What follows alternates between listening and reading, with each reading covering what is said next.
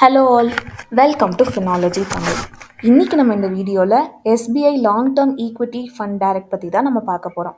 அதாவது நம்ம எப்படின்னா தான் காசு சேர்க்கணும்னு நினச்சிருந்தாலும் பேங்க்கில் நம்ம டெபாசிட் பண்ணி மாதம் மாதம் பேங்க்கில் டெபாசிட் பண்ணால் நமக்கு மிஞ்சி போனால் 6%, 5% அவ்வளோதான் நமக்கு இன்ட்ரெஸ்ட் வரும்.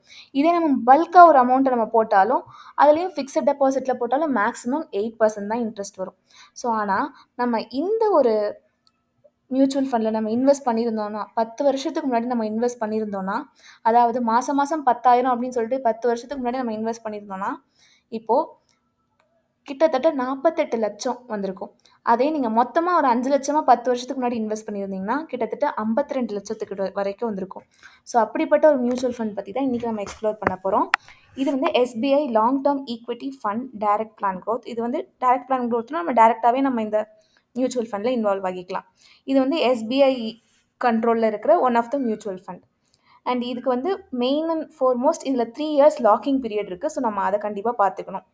இது வந்து ஒரு equity based mutual fund and also ELSS means tax saving mutual fund அப்படின்னு சொல்லலாம். அண்ட் இதோட ரிஸ்க் வந்து ரொம்ப ரொம்ப ஜாஸ்தி, வெரி வெரி ஹை ரிஸ்க் அப்படின்னு சொல்லலாம்.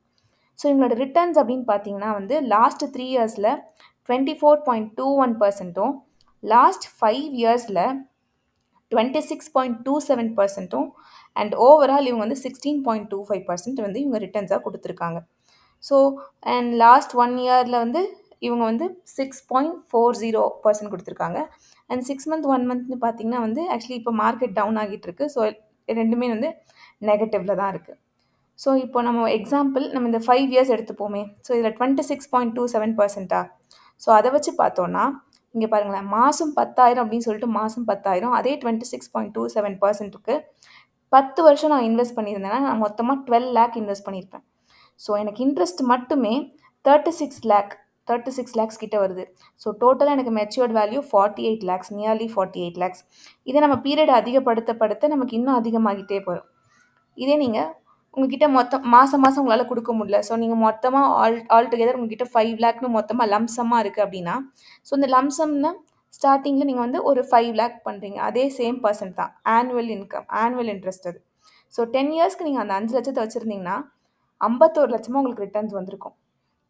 ஸோ இதுதான் வந்து டோட்டல் வேல்யூ, இதுதான் வந்து எஸ்டிமேட்டட் ரிட்டர்ன்ஸ், சரியா?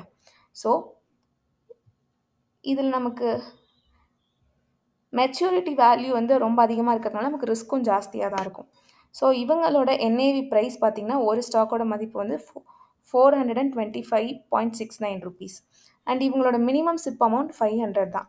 அண்ட் இவங்களோட ரேட்டிங்கும் 5 ஸ்டாரில் தான் இருக்குது. அண்ட் இவங்களோட இது வந்து ஒரு ஃபினான்ஷியல் செக்டார் அப்படின்றதுனால இவங்களோட ஃபண்ட் சைஸ் வந்து ரொம்பவே பெருசு. 25,723 crores வந்து இவங்களோட ஃபண்ட் சைஸாக இருக்குது. அண்ட் இவங்க வந்து என்னென்ன மாதிரி இதில் ஹோல்டிங்ஸ் வச்சுருக்காங்க அப்படின்னு பார்த்தீங்கன்னா வந்து நிறைய ஃபினான்ஷியலில், அதுக்கப்புறமா வந்து எனர்ஜி, அதுக்கப்புறம் வந்து ஆட்டோமொபைல்ஸ்லாம் வச்சுருக்காங்க. டோட்டலாக 62 ஹோல்டிங்ஸ் வச்சுருக்காங்க, சரியா? ஸோ அந்தந்த ஹோல்டிங்ஸில் வந்து எவ்வளோ வந்து பர்சன்டேஜ் அவங்க கொடுத்துருக்காங்க அப்படின்னு சொல்லி போட்டிருக்காங்க.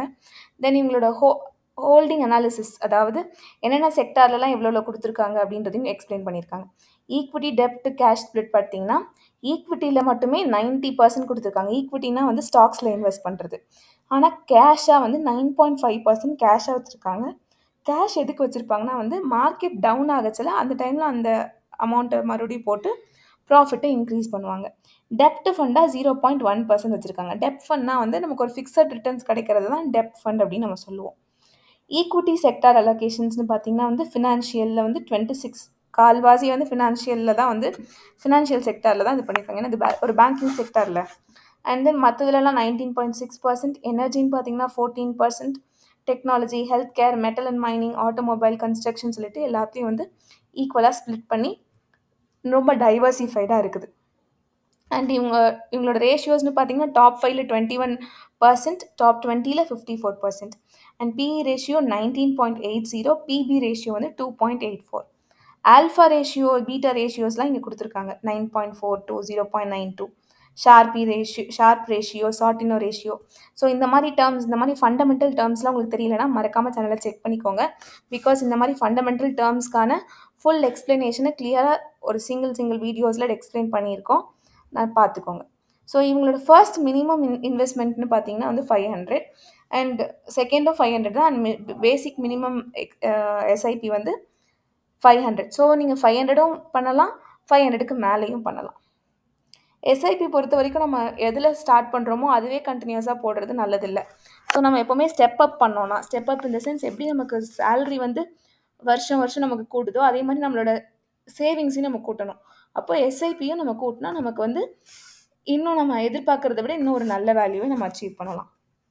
அண்ட் இவங்களோட ஃபண்ட் ரிட்டர்ன்ஸ்னு பார்த்தீங்கன்னா லாஸ்ட் 1 இயரில் வந்து 6.4%, லாஸ்ட் 3 இயர்ஸில் 24.2%, லாஸ்ட் 5 இயர்ஸில் 26.3%, அண்ட் ஆல் டுகெதர் இவங்க ஸ்டார்ட் ஆனதுலேருந்து இப்போ வரைக்கும் ஆனுவலாக 16.2% வரைக்கும் ரிட்டர்ன்ஸ் கொடுத்துருக்காங்க. கேட்டகரி வைஸ் அவங்களோட ரேங்கிங்கையும் இங்கே கொடுத்துருக்காங்க. அண்ட் இவங்களோட பியர் கம்பேரிசனும் நம்ம பண்ணிக்கலாம். இந்த மாதிரி மற்றபடி இருக்குல்ல, மற்ற இஎல்எஸ்எஸ் ஃபண்டு, இஎல்எஸ்எஸ் ஃபண்ட்னா நமக்கு வந்து டேக்ஸ் சேவ் பண்ணுறதுக்காக இந்த இஎல்எஸ்எஸ் ஃபண்ட்ஸ்லாம் நிறைய பேர் சூஸ் பண்ணுவாங்க. அண்ட் இவங்களோட எக்ஸ்பென்ஸ் ரேஷியோ, எக்ஸிட் லோடு, டேக்ஸ்லாம் பார்த்தீங்கன்னா எக்ஸ்பென்ஸ் ரேஷியோ வந்து 1.07% இன்க்ளூடிங் ஜிஎஸ்டி. அதாவது 1 லட்சம் நீங்கள் இது பண்ணியிருந்தீங்கன்னா 1070 ரூபா நீங்கள் வந்து பே பண்ணணும். அண்ட் எக்ஸிட் லோட் அப்படின்றது கிடையாது. அண்ட் ஸ்டாம்ப் டியூட்டி வந்து 0.005%. இதில் எக்ஸ்பென்ஸ் ரேஷியோனா என்னதுன்னா வந்து இதை மேனேஜ் பண்ணுறாங்களே ஃபண்ட் மேனேஜர்ஸ்க்கு அவங்களுக்கு ஒரு ஃபீஸ் மாதிரி கொடுக்கறது தான் எக்ஸ்பென்ஸ் ரேஷியோன்னு சொல்லுவோம். அண்ட் இவங்களோட ரிட்டர்ன்ஸ் வந்து நமக்கு இதுலேருந்து கிடைக்கிற ரிட்டர்ன்ஸ்லாம் வந்து 20% டேக்ஸ்டு. ஒரு வருஷத்துக்கு முன்னாடியே நீங்கள் எடுத்துட்டோம், நம்ம ரெடீம் பண்ணிட்டோம்னா 20% டேக்ஸ் கொடுக்கணும். அண்ட் ஒரு வருஷத்துக்கு அப்புறமா நம்ம வித்ட்ரா பண்ணோன்னா 1.25 லேக்ஸ் வரைக்கும் டேக்ஸ் இல்லாமல் எடுத்துகிட்டு மீதி இருக்கிறதுக்கெலாம் 12.5% வந்து நம்ம டேக்ஸ் கொடுக்கணும். அண்ட் இதை மேனேஜ் பண்ணுற ஃபண்ட் மேனேஜர்ஸ்னு பார்த்தீங்கன்னா தினேஷ் பாலச்சந்தர்னு சொல்லிட்டு அவங்களோட டீட்டெயில்ஸ்லாம் இங்கே கொடுத்துருப்பாங்க. அண்ட் அவங்களோட ப்ரோஸ் அண்ட் கான்ஸ் கொடுத்துருப்பாங்க. இதில் அவங்களோட ஒரே ஒரு நெகட்டிவ்னு பார்த்தீங்கன்னா லாக்கிங் பீரியட் இருக்குது. கண்டிப்பாக நீங்கள் அதை பார்க்கணும். 3 இயர்ஸ் வரைக்கும் லாக்கிங் பீரியட் அப்படின்னு ஒன்று இருக்குது. ஸோ அவங்களால 3 இயர்ஸ்க்குள்ளே எடுக்க முடியாது. அதனால தான் வந்து எக்ஸிட் லோட் அப்படின்றது நில்லுன்னு கொடுத்துருக்காங்க. 3 இயர்ஸ் தாண்டாமல் உங்களால் வந்து அதுலேருந்து ரெடீம் ஆக முடியாது. அண்ட் இவங்களோட எக்ஸ்பென்ஸ் ரேஷியோ கம்மியாக தான் இருக்குது. Exit load 0. And because locking period 3 years இருக்கிறதுனால இதெல்லாம் ஆப்வியஸாக 0வாக தான் இருக்குது. அண்ட் இவங்களோட பிஆர் இதோட நம்ம கம்பேர் கூட பண்ணலாம். ஸோ நான் இதோட ஜேஎம் ஃப்ளெக்ஸி கேப் ஃபண்டை கம்பேர் பண்ண போகிறேன். சரியா? JM flexi cap fund. So JM flexi cap fund தான் வந்து ப்ளூ அண்ட் இது வந்து க்ரீன். சரியா? ஸோ இவங்க ரெண்டு பேரையும் பார்த்தீங்கன்னா ரெண்டுமே ஈக்விட்டி தான். அண்ட் இது வந்து இஎல்எஸ்எஸ் ஃபண்ட், இது ஃப்ளெக்ஸி கேப். ரெண்டுமே வந்து 5 ஸ்டார் ரேட்டிங்கோட தான் இருக்குது. அண்ட் இவங்களோட ரிட்டர்ன்ஸ்னு பார்த்தீங்கன்னா லாஸ்ட் 1 இயரில் வந்து எஸ்பிஐ தான் வந்து நல்ல ரிட்டர்ன்ஸ் கொடுத்துருக்கு, 6.4%, வேறஸ் ஜேஎம் வந்து 3.3% மட்டும் தான் கொடுத்துருக்கு. அண்ட் இவங்களோட கம்பேரிசனில் மற்ற ஃபண்ட் டீட்டெயில்ஸ்லாம் கம்பேர் பண்ணோன்னா ரிஸ்க் அப்படின்னு பார்த்தீங்கன்னா ரெண்டுமே வெரி வெரி ஹை ரிஸ்க்காக தான் இருக்குது.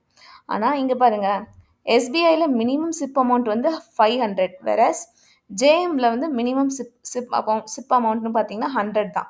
ஸோ வந்து யார் வேணாலும் ஈஸியாக ஆக்சஸ் பண்ணலாம் அப்படின்றது தான் வந்து ஜேஎம்மில் உள்ளது. இங்கே வந்து கண்டிப்பாக மினிமம் 500லாம் இருக்குது. நிறைய மியூச்சுவல் ஃபண்ட்ஸில் மினிமம் 1000 அப்படிலாம் கூட இருக்குது. எக்ஸ்பென்ஸ் ரேஷியோ அதிகமாக தான் இருக்குது கம்பேரிங் வித் ஜேஎம்.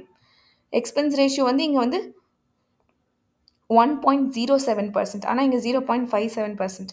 ஆனால் என்ஏவி வேல்யூ வந்து என்ஏவின்னா என்னதுன்னா வந்து அவங்க நிறைய ஷேர்ஸில் இன்வெஸ்ட் பண்ணுறாங்க. கரெக்டாக? ஸோ எல்லாத்தையும் சேர்த்து வச்சு அவங்க ஒரு ஸ்டாக்கோட மதிப்பு என்னன்னு சொல்கிறது தான் என்ஏவி அப்படின்னு சொல்லுவாங்க. ஸோ இதில் அப்படி ஒரு இதோட மதிப்பு வந்து 425 ரூபா, பெருசாக தான் இருக்குது. ஸோ நல்லது தான். இங்கே வந்து 99 ரூபா தான், கம்மி தான். அண்ட் ரெண்டுத்துமே ஃபண்ட் ஸ்டார்டட் வந்து 2013 Jan 1 தான் ஆரம்பிச்சிருக்காங்க.